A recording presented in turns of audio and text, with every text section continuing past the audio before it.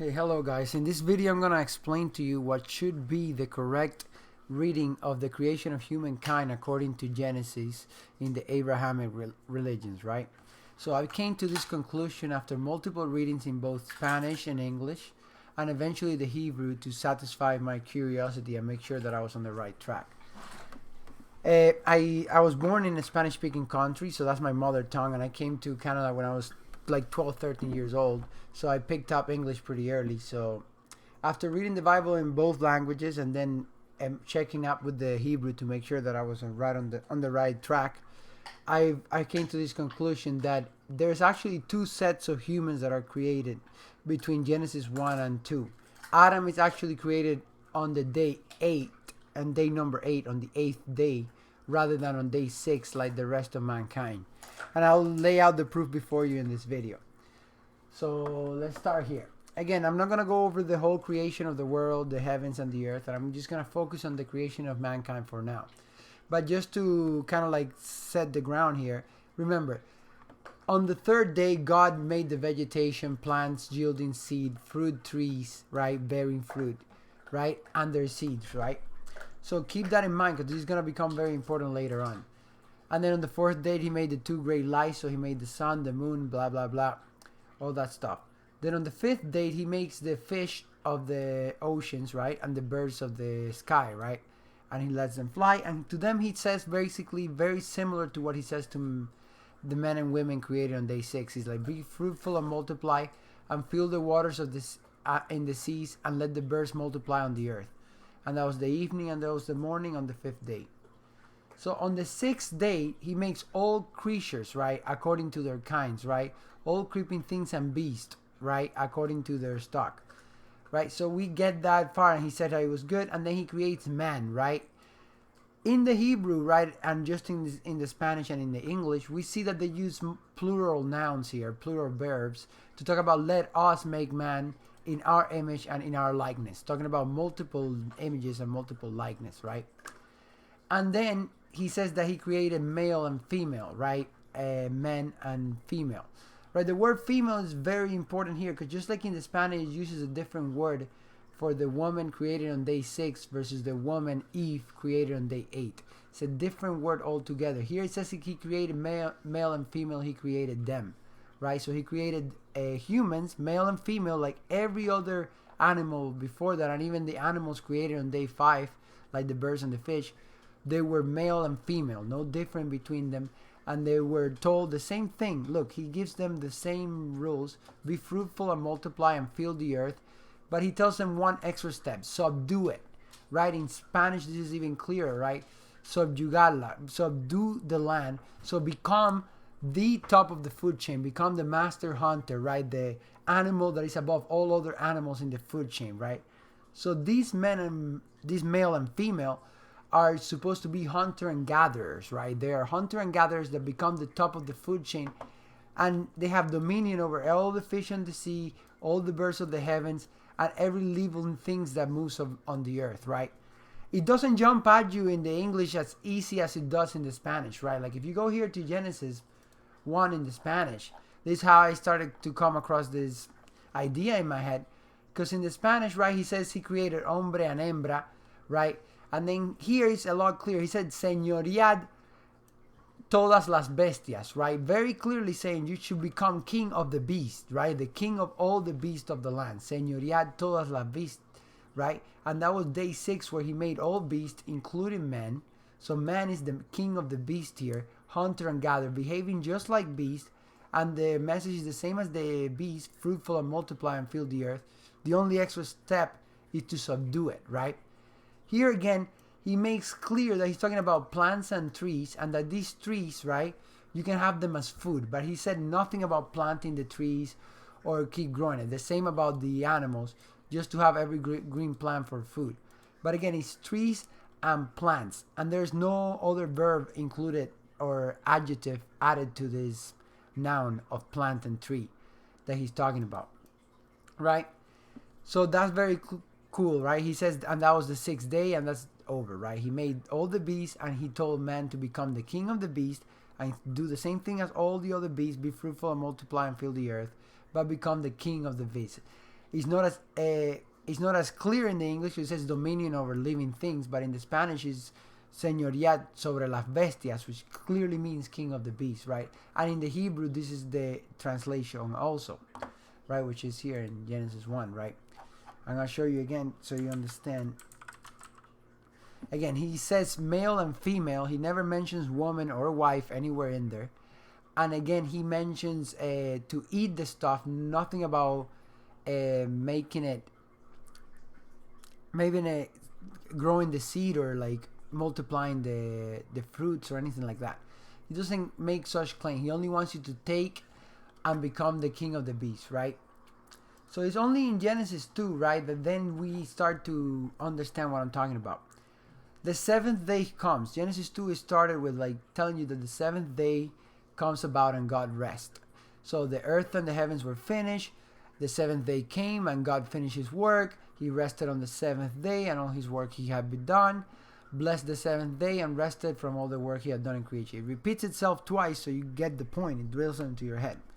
Later on it tells you, oh, there's no bush of the field yet, and no small plant of the field has yet sprung out, right? For the Lord had not caused it to rain, and there was no man to work the ground. How is this possible, right? You're like, how is this possible? He just rested on the seventh day, and then he figures there's no man to work the ground. How is this possible when we just read that on the sixth day he made male and female, right? And told them to multiply over the earth. It's very clear because he never told them to work the ground. He said just have them as food, right? Have the and subdue the land and subdue the animals. But he didn't say anything about working the land. It's only until the second day where he decides that he needs a worker of the land, right? And he makes Adam and Eve, right? This is when, right? And another, a lot of detractors, like I said, try to say that, oh no, actually look, Genesis 2 is retelling Genesis 1, right? It's not really continuing on after day 7, even though it's very clearly continuing on after day 7. But they say it's just retelling that. Well, that cannot be it, because again, if that was the case, we know very clear in Genesis 3 that he made vegetation and trees on day 3, 3 days before he even made male and female. How could that be possible if in Genesis 2 he's talking about bush and small plant? Why? This actually gives even more credit to my theory, because the adjective that is added to this plant and bush, right? Notice that first of all he never mentions tree in Genesis 2, because the trees have been there for a very long time, and so have the fruit. It's talking about small plants and bush, and then what adjectives is added to the small plant and bush? Of the field. Both of them, of the field, is added there. Why is that? Because of the field, it's meaning crops, right? It's a way of saying crops, right? They're not properly translated, but the right words there for giving to today's understanding and words that we use should be crops. He's saying there are no crops. He's like, he already made vegetation and trees way early on day 3. But it is on day 8 after he rests that he notices that there are no crops.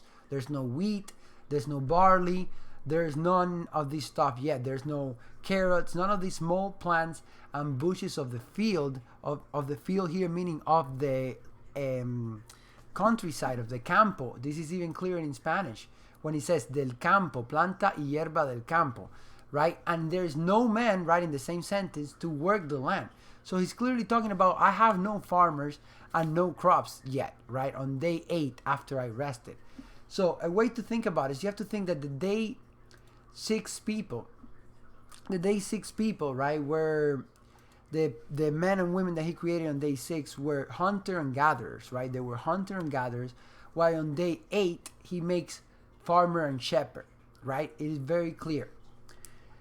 So also, the men and women of day 6 will be complete. There's no reference to saying that he made a woman out of man there. That's why the verb female is used, right? This is why the noun female, the noun female is used, right? And not women, right? Because it's not coming from man. It's not related to man. Like the word woman comes from man, right? Because it's taken from man. But the word female is just like every other animal. It's male and female, complete female, complete male. right? There's not the concept of wife or the concept of soulmate at all for these people of mate on the day 6. They are no different than the animals. They may mate for life, but they don't necessarily have to.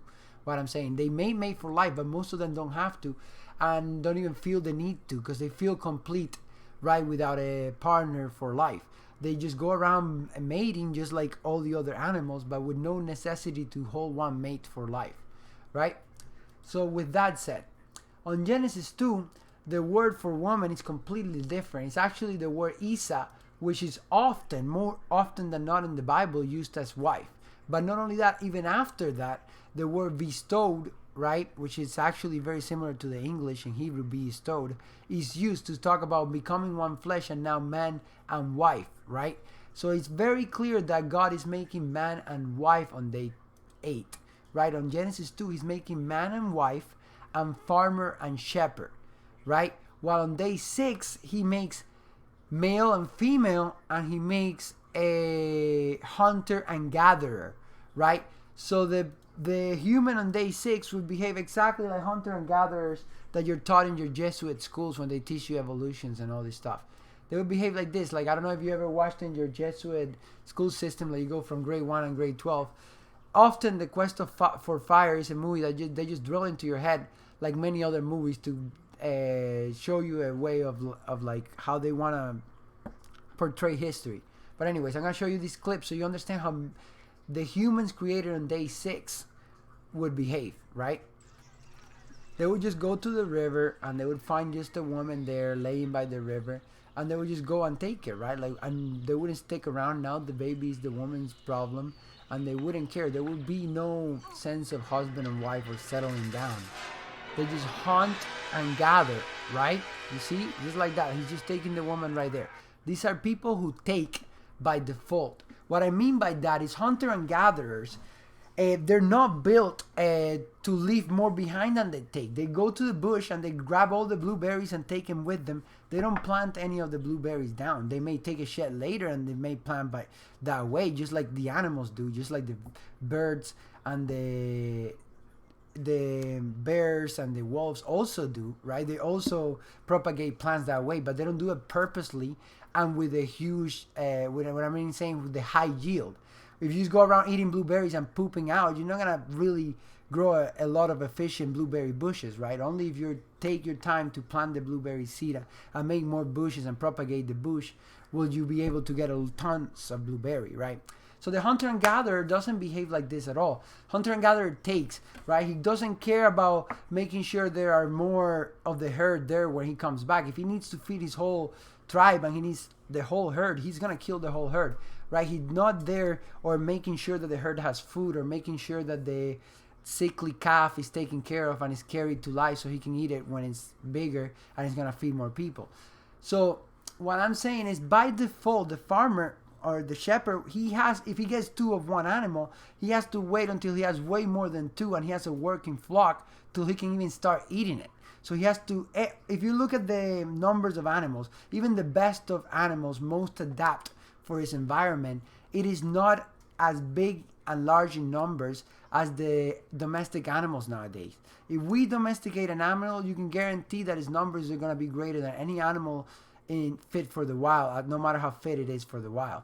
What I'm saying is, chicken and cows are way more prevalent than any other animal because we take care of them and make sure that they get propagated more than anything. We leave more behind than we take. When the farmer takes from his flock to eat, he always has more, and he's always growing his flock because that's his wealth, and that's how he gets more production, more eggs, more chickens, more sheep, right? The more he has, the more offspring he gets, and the more he's going to have in the future. So by default, the farmer and the shepherd leave more behind than what they take. They work the land, and the land, right? And this is about ethical farming, right? You can say that today that doesn't happen, but that doesn't matter because we're talking about the way it's supposed to be done, right? Ethical farming, you leave more behind than what you take, while the hunter and gatherer just takes and leave less before than what was there. Do you know what I mean? So this is what God notices after he rests. He notices that there's no man to work the ground and there are no crops. So he makes Adam and Eve, right? Specifically for that. That's why when we have Cain and Abel in Genesis 4, they are said to be, look, a keeper of the sheep, and then in Abel and Cain is a worker of the land, right? Worker of the ground.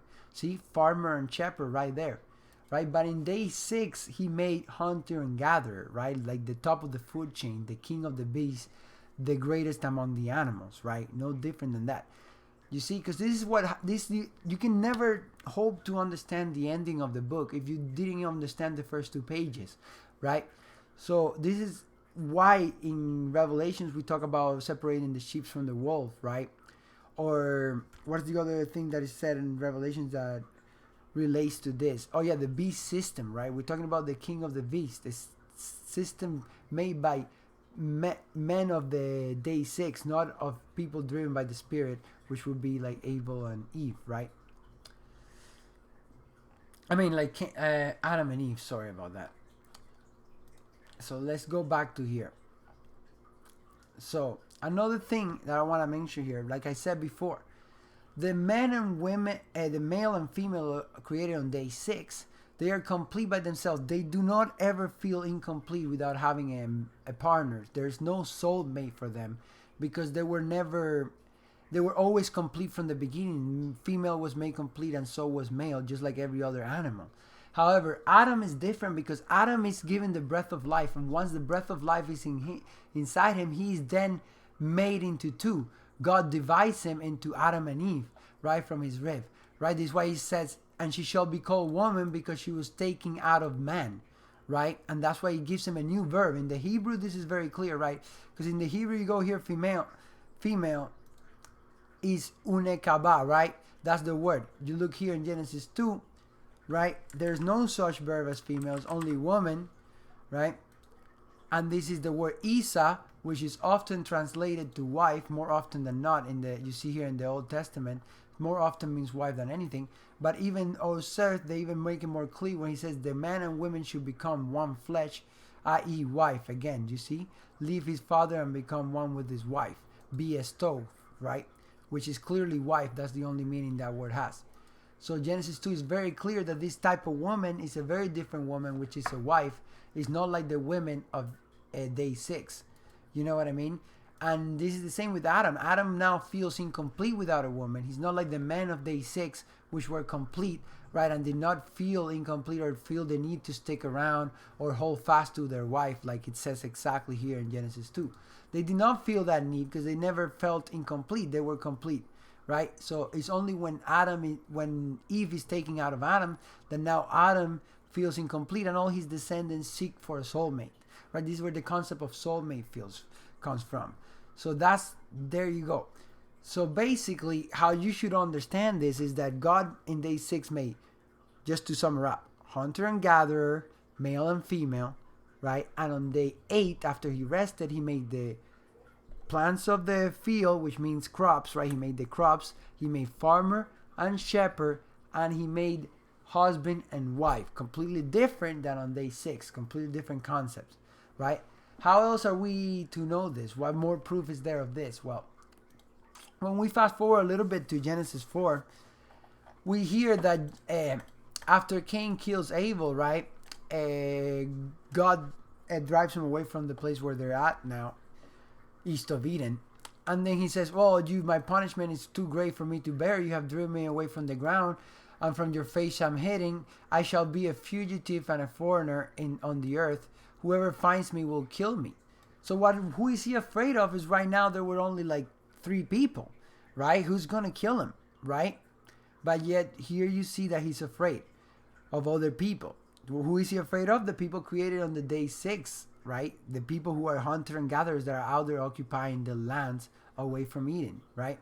Not only that, we're told that Cain takes a wife. Yet another hint to the fact that there are more people out there for Cain and Abel and Adam and Eve, or their descendants, to take as wife, right? Another thing I want to mention, right? Because this is she's even given a point. What is the alternative to my theory, right? That, oh no, man, you're getting it all wrong, and you try to like one by one of my points try to like dismiss them. Then what's the alternative? That Cain married someone within his family. What did he marry Eve too? He had like a daughter with Eve, or did he like marry a daughter of Eve and Adam? So he married his sister, or did he marry the offspring of his sister and brother's union? Right? No matter how you look at it, it's all kinds of fucked up and incestuous. And a God that is across the board from beginning to end of the Bible against incest would not make it so from the beginning. You know what I mean? This is not what it's the way it's written, and you have no proof of that either. You'll be making that up too if you were to claim that Cain and the descendants of Adam are just taking their sisters as wife and their niece and nephews. Right? We know that this is not what's taking place. They're not waiting for their nephew to come of age to then marry them like some sort of a Mohammed tale, right? This is not what's happened. It's not how God made it from the beginning. He's against incest, and that's not what happened here, right? This is very clear that they're taking daughters, right? He took as a wife a daughter of the land of Nod, right? Which would be one of the men, hunter and gatherer of the time, right? It's very clear once you see it this way with your eyes open. You understand exactly what's going on and what God is trying to tell us through Genesis 1, 2, 3, 4, 5. Right? That is exactly what is happening here. This is why Cain is afraid of people killing him. This is why he took a wife, right? And this is why there's more of them. That God would not make it so Seth, Abel, and Cain and all the sons of Adam would have to take sisters as wife or their nephews. He would not make it like that. And nowhere in the Bible is it like that or even said as that. You are making that up if you said so, right? The correct reading and the simplest of reading, if you take it as it is shown, as it is written in the Bible in English, Spanish, and Hebrew, it is clearly, this is how it should be understood, right? This is clearly how it should be understood. There are more humans out there because they were made before Adam and Eve, because they are the hunter and gatherers, male and female, right? Separate from shepherd and farmer, husband and wife made on day 8. One more thing I want to talk to right before I finish the video.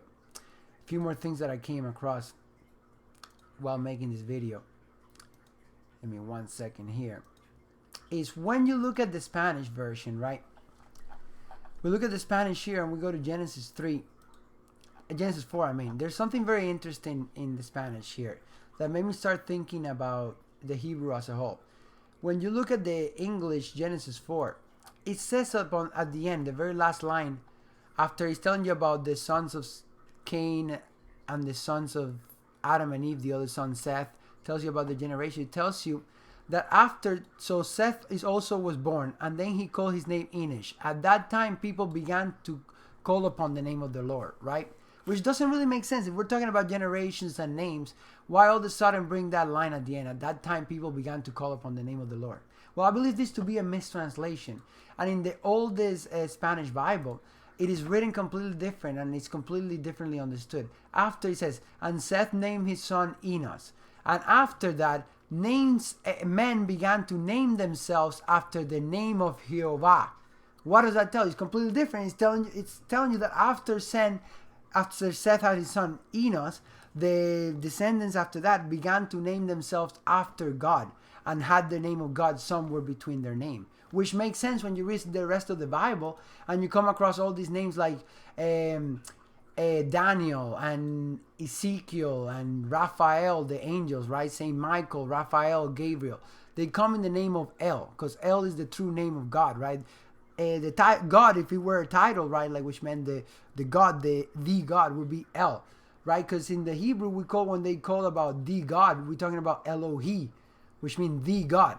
So from there we can deduce that El must be God, because all these people have God within their name. They name themselves after God, and they have El in their name. This is what Emmanuel, right, means God is with us, right, meaning God with us, right? Daniel means God is my judge, right? There you go, the El in the name again. Ezekiel means the strength of God, right? Hebrew honey, there you go. The same thing with all the archangel names, right? Gabriel, Raphael, Michael are aspects of God, and God is within their name, El, right? At the end of all of this, we have the name of the arguably what is thought of to be the Son of Man in the Bible, the guy who was taken up to heaven, Elijah, which name literally translates as Yahweh is my God, which actually means God is Yahweh, which means El is Jah. It does not get clearer than that. Elijah, El is Jah, right? Which is Yahweh, right? Which is what the Rastas call God, which is Jah, which is the correct name you should give him, right? So El is Jah. From that we get that. Why do I bring that up, right? Because in the word that is used in Genesis 1, when you read the Hebrew in Genesis 1, all of Genesis 1 is talking about Elohim, Elohim, Elohim, which honestly should be translated as plural, because Elohim is usually, where you have the im at the end, usually means plural, and it should be thought of as counsel of God, or the representative of El, the representative of God, or God and his representatives, right? Like, that's the right word to think of it. Another word that could be sub is like Avengers, right? Like, you think of it as Avengers, right? The Avengers is plural. They're like an institution, but they have a leader, right? Like, or a top of them, right? So in Genesis 2, right? And also I want to tell you something. When they talk about Elohim, all the verbs and the things that are done, just like let us make man in our image, are in plural. Whenever you have Elohim, it's like talking in plural, and the verbs accompanying are in plural to this noun, right?